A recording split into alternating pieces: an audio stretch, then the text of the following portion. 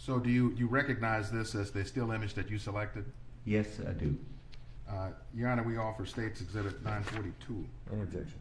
No objection. 942 is received. Could you tell us, Dr. Tobin, what's the significance of this image, of what we see here? What you're seeing is slightly different on the two images, but they marry together.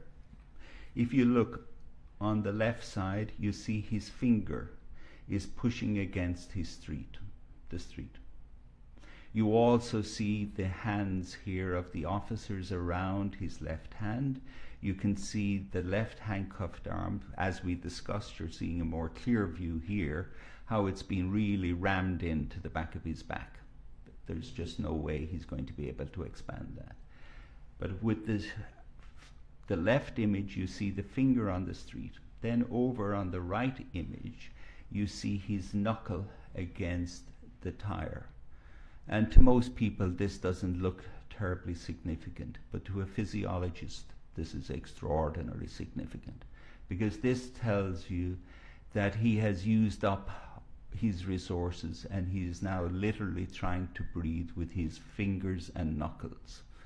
Because when you begin to breathe with your rib cage and your diaphragm.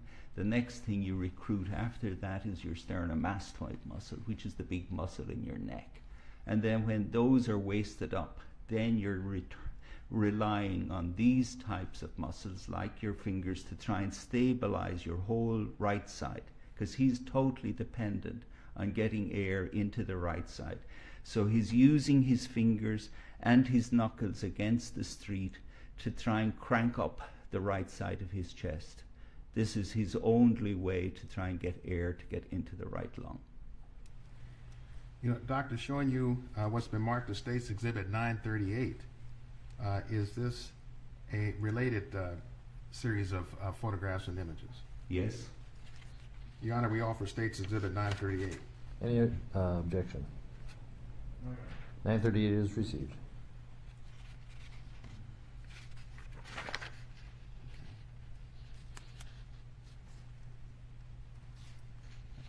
So, Doctor, tell us what we see here in Exhibit 938. The focus with the top panel is the same as the bottom one. The bottom is just a blow up of what you're seeing on the top. And the focus on the left-hand side is his shoulder. And again, as I mentioned, when you have difficulty in breathing, you begin with the diaphragm, the rib cage, you go on to the accessory muscles like the sternomastoid. One of the very last muscles that you will use is your shoulder. You don't really use your shoulder for breathing, but if you look here on the left-hand side, the shoulder is extremely prominent. So this would be what like people in a gym would call sculpting of the shoulder muscles, and you're seeing them standing out very prominently. So at this point on the left-hand side, he's taking a breath in, using his shoulder to try and get a breath in. And then on the right side, you see between a breath where he's relaxing, he's breathing out.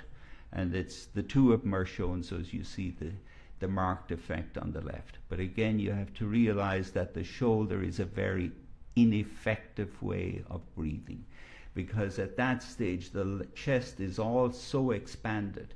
So when you contract your shoulder, because the chest underlying it is so expanded, you get very, very little air in. It's a very poor way of breathing, but it's what you have to do when everything else is failing. When you're in extremis, you will call on the use of the shoulder to try and breathe.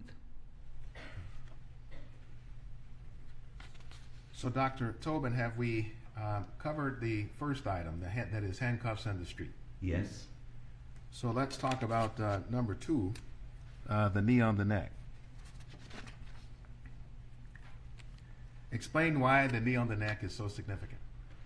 The knee on the neck is extremely important because it's going to occlude the air getting in through the passageway.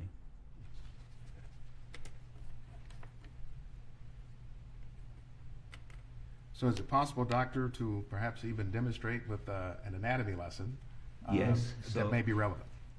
To understand the knee on the neck, you need to examine your own necks, all of you here in the jury, like I'm doing now. And so, I mean, the first thing is, if you put your index and thumb up here at the top of your neck, the first big thing you're going to find is your Adam's apple. And you can find the Adam's apple, and it's a very sturdy structure because it's surrounded by cartilage, and it protects the voice box, the larynx, which is essential to for speeching. And so any amount of compression on the Adam's apple, because it's surrounded by cartilage, and it protects, and so any amount of compression on the Adam's apple, because it's surrounded by cartilage, and it protects, and so any amount of compression on the Adam's apple, because it's surrounded by cartilage, and it protects, and so any amount of compression on the Adam's apple, because it's surrounded by cartilage, and it protects, and so any amount of compression on the Adam's apple, because it's surrounded by cartilage, and it protects, and so any amount of compression on the Adam's apple, because it's surrounded by cartilage, and it protects, and so any amount of compression on the Adam's apple, because it's surrounded by cartilage, and it protects, and so any amount of compression on the is not, because it's surrounded by cartilage, and it protects, because it's surrounded